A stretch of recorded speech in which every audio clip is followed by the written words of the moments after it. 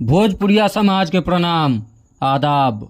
रउआ देख रहल बानी नारायणी न्यूज आ रउआ साथे हम बानी संदीप त्रिपाठी। पहाड़पुर मनोरथ पंचायत के भगवानपुर गांव में शुक्र के रात 30 बरिस के रिंकू कुमारी संदिग्ध हालत में मर गईली।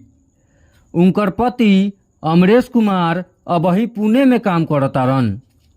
टोला से केहू रिंकू के नैहर फोन कैलस आ घटना के जानकारी दिलस।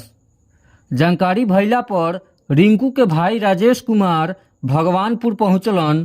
ओकरा बाद सूचना पर दारोगा हरेंद्र कुमार दास आ जमादार महेंद्र प्रसाद मंडल दल बल का साथे पहुंचलन।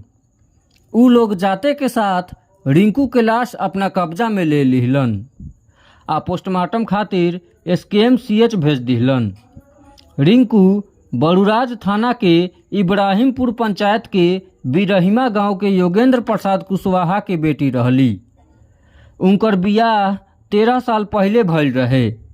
उनका एगो बेटा आ एगो बेटी बिया। जब उनकर भाई राजेश कुमार भगवानपुर पहुंचलन तब बहिन के शरीर पर चोट के चिन्हासी देखलन।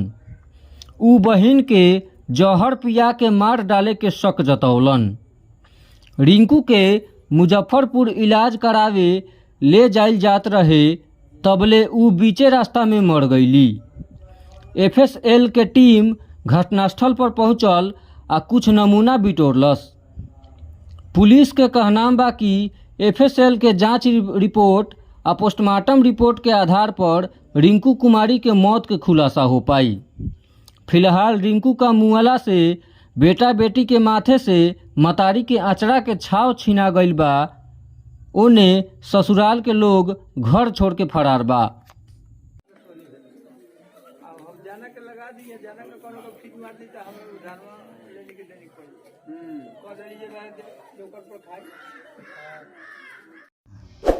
रउआ सभे नारायणी न्यूज के लाइक करी, सब्सक्राइब करी।